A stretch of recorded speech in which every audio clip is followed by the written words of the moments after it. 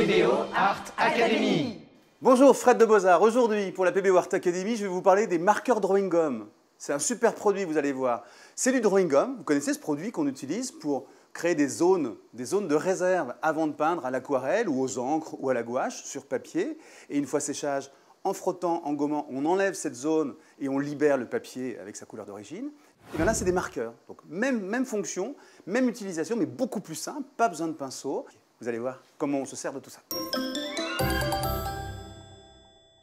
Alors, ces marqueurs, très simples à utiliser. Comme tous les marqueurs classiques, on secoue. Et puis, vous amorcez, vous laissez le liquide descendre dans la pointe. Et après, vous pouvez préparer les zones de réserve sur votre papier.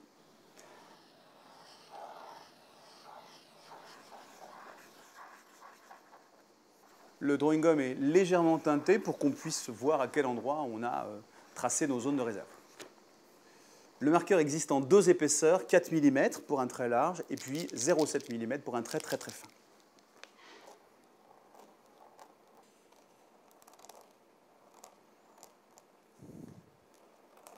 Et tous ces dessins, tous ces motifs vont se révéler après application des couleurs.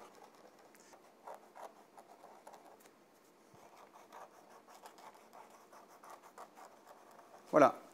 Il reste maintenant à attendre le séchage.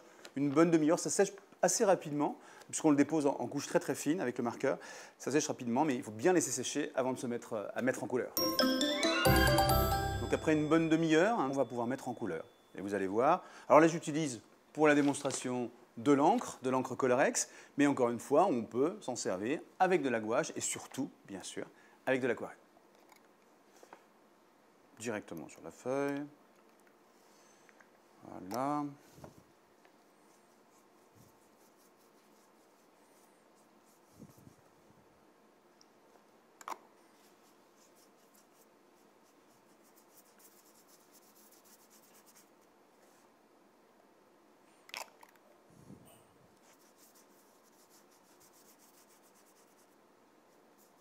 Alors on voit que la couleur glisse au-dessus du drawing gum sans pénétrer dans le papier.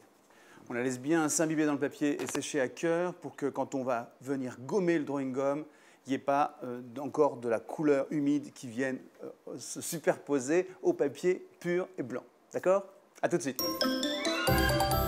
Une fois que c'est bien sec, on va pouvoir maintenant, tout simplement en frottant sur les zones où on a déposé du drawing gum, faire ressortir le blanc d'origine.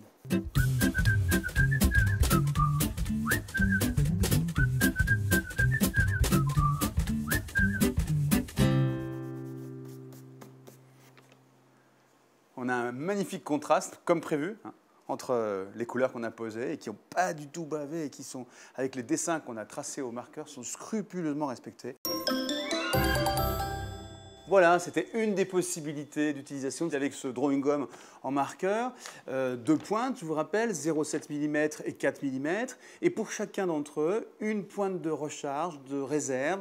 Quand la première est encrassée ou est un petit peu écrasée, vous pouvez rénover complètement votre marqueur avec une pointe toute neuve. Merci beaucoup, on se retrouve très bientôt pour plein d'autres découvertes sur la PBO Art Academy.